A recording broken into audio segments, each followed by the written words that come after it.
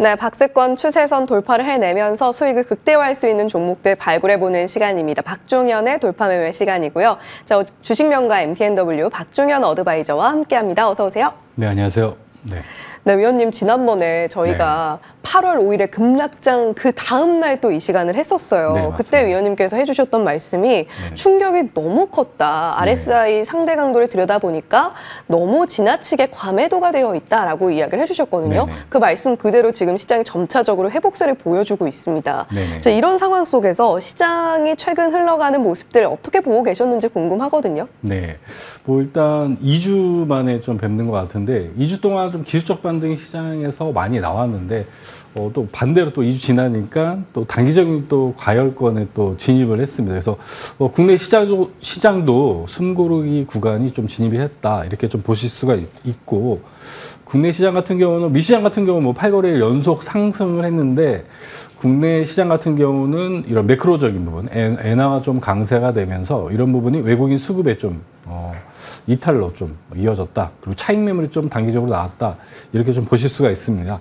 차트로 한번 설명을 드리게 되면은 뭐 오후 돌파 매매에서 이런 부분을 좀 말씀을 드렸는데, 과매도 구간에서 지금 가장 중요했던 기술적 반등 구간이 2,640포인트, 50% 고점 대비 50% 이상을 회복하면서 지금 현재 9월까지는 그래도 2,700에 대한 돌파, 기술적 반등이 가능하다고 보고 있습니다. 그래서 단기적으로 이번 주 FOMC 또 뭐 여러 가지 경제 지표가 또 추가적으로 발표가 됐는데 그런 구간이 어느 정도 단기적으로 기술적 반등 이후에 차익 매물이 좀 나올 수 있는 구간이다 이렇게 판단을 하고 있고요.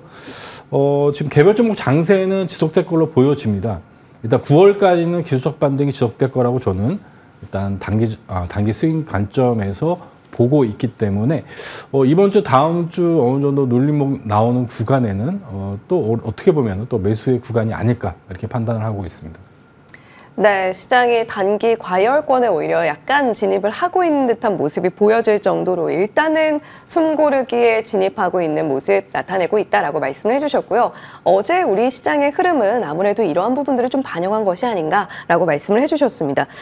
일단은 이번 주에는 잭슨홀 미팅 일정이 있기 때문에 이 과정에서 차익 매물이 좀 출회가 될 수 있고, 이러한 구간에서 눌림목을 노려보는 전략도 유효할 수 있겠다라는 말씀을 해주셨는데, 전반적으로 상위 거래대금 종목들을 좀 분석해보는 게 필요할 것 같아요. 어떤 종목들이 있었을까요?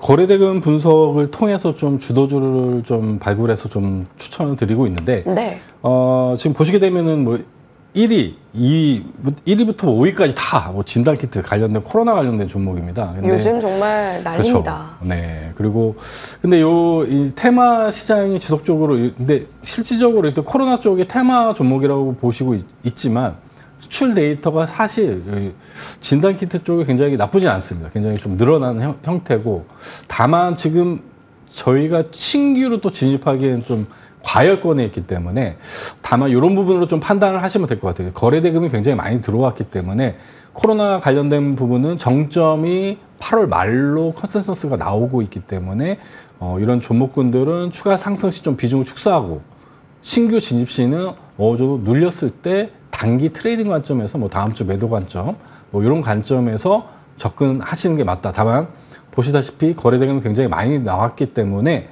단기적으로 추가적인 상승은 가능하다 이렇게 판단하시면서 대응하시는 게 맞겠고, 저 같은 경우는 요 바이오, 헬스케어 쪽 금리 인하 관련된 이런 주도주를 좀 발굴해서 오늘 추천 좀 드리도록 하겠습니다. 네, 코로나19 관련주들 다시금 정말 불을 뿜어내고 있습니다. 그런데 단기적인 관점으로 보신다면 괜찮겠습니다만, 일단 한 8월 말까지만 본다라는 관점으로 단기적인 관점이 유효하겠다라고 말씀을 해주셨습니다. 아무래도 시장의 이목을 끌고 있는 섹터가 코로나19 관련 섹터이기 때문이겠죠. 자, 그렇다면 이번에는 종목 AS 시간으로 들어가 보겠습니다. 8월 6일에 또 말씀해 주셨던 종목, 정말 8월 6일 힘들었거든요.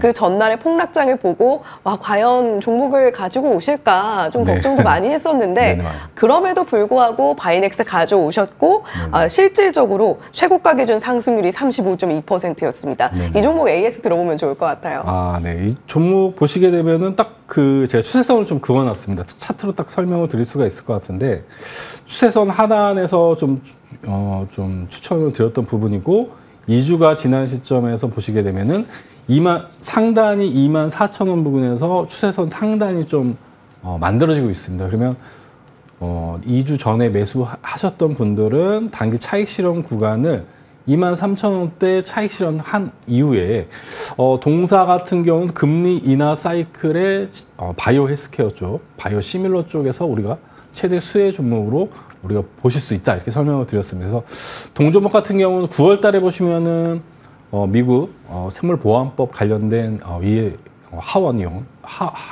하원위원회 네. 또 이결에 대한 부분이 있기 때문에 9월까지 모멘텀이 좀 존재합니다. 그래서 23,000원대 어느 비중을 좀 축소하신 다음에 9월까지 흐름을 추가적으로 체크해 보자 이렇게 좀 설명드리겠습니다.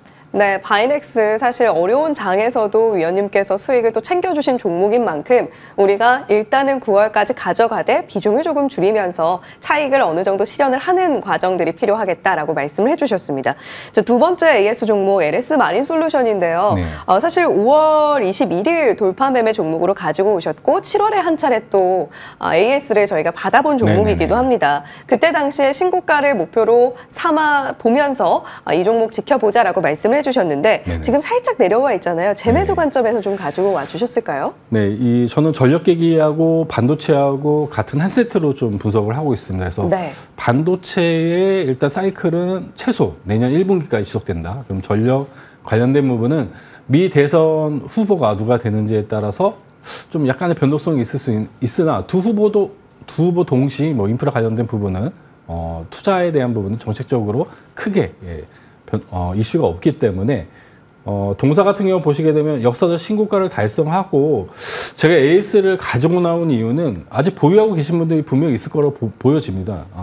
그래서 동사 같은 경우 거래대금 이렇게 들어왔던 부분 대비 상단에서 거래대금이 이렇게 많이 발생하지 않았습니다. 그리고 이런 종목군들 같은 경우는 일단 중기적인 관점에서 다시 한번 역사적 신고가 부근이나 돌파가 가능한 종목이기 때문에 동사 같은 경우는 중요한 포지션은 지금 21선에 대한 안착 여부, 지금 현재 안착하고 있기 때문에 동사는 61선 이탈 없으면은 중기적인 관점에서 보유하고 계신 분들은 홀딩 관점 이렇게 말씀드리도록 하겠습니다.